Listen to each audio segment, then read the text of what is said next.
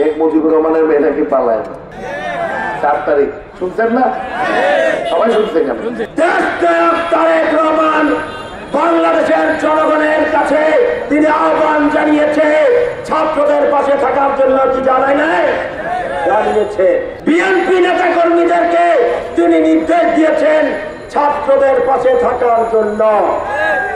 আমরা বলে দিতে চাই, বিএনপির ভারপ্রাপ্ত চেয়ারম্যান দেশনায়ক তারেক রহমান পাশে ছিল বলে এবং বিএনপির নেতা কর্মীরা ছাত্রদের পাশে থেকে আন্দোলন সংগ্রাম করেছে বলেই শেখ হাসিনার সরকারের পতন হয়েছে। কি কথা ঠিক না? বিএনপি এই বেশিরভাগ যে পতিত স্বৈরাচার হাসিনার বিরুদ্ধে আন্দোলন সংগ্রাম করেছে, কি করে নাই? মাঠটাকে তৈরি করে দিয়েছিল দীর্ঘ 16 বছর।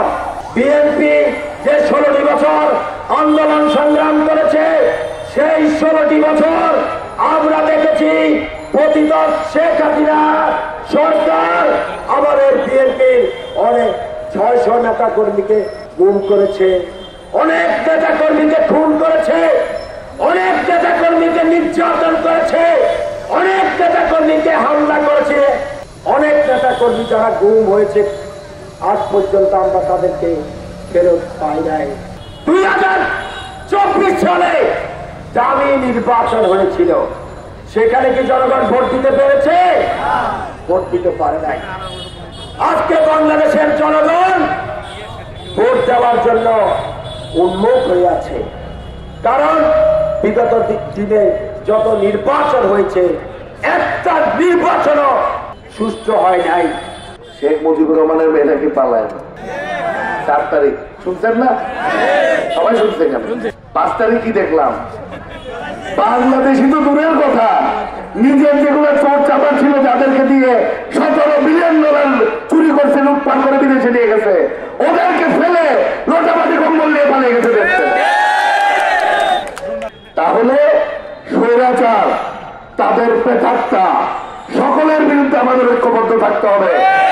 বাংলাদেশে আর কি করতে চাওয়া যাবে না, রাজনীতি করতে যাবে। আমরা 17 বছর অনেক মামলা আমরা শিকার হয়েছি। মঞ্চ ভূমিষ্ঠ নেত্রী যারা সামনে আছে, আমার পাশে যারা আছে, সবাই অসংখ্য মিথ্যা মামলার আসামি, সঠিক কিনা? আওয়ামী লীগ নেতাকে ফোন করছে, ভাই আমার বিরুদ্ধে মামলা দিতে বাঁচান, কেউ করছে? এখানে কেউ করে নাই। 3 মাস যায় নাই, একটা মামলা হয়, 10টা ফোন করে, ভাই আমাকে তো মামলা দিতে, ভাই বাঁচান। মানুষের ছেলে মেয়ে যখন হত্যা করেছ, বাংলাদেশের অধিকার যখন লুট করেছ, ভোটের অধিকার কেড়ে নিয়েছ, দেশের সম্পদ বিশেষ পাচার করেছ, তখন কি মাথায় আসে নাই এই দেশে 1975 ঘটেছিল, 2024 এই দেশেই ঘটেছে? এই দেশের মানুষকে ফাঁকি দেওয়া যায় না। প্রিয় ভাই বোনেরা, অন্তর্বর্তীকালীন সরকারের কাছে অনুরোধ করি, কালক্ষেপণ করবেন না। 5ই আগস্ট শুধুমাত্র রাজনীতিবিদদের জন্য শিক্ষণীয় তা কিন্তু নয়, ক্ষমতাসীন সকলের জন্য 5ই আগস্ট 2024 অত্যন্ত গুরুত্বপূর্ণ, তাৎপর্যপূর্ণ এবং মনে রাখার মতো একটি দিন।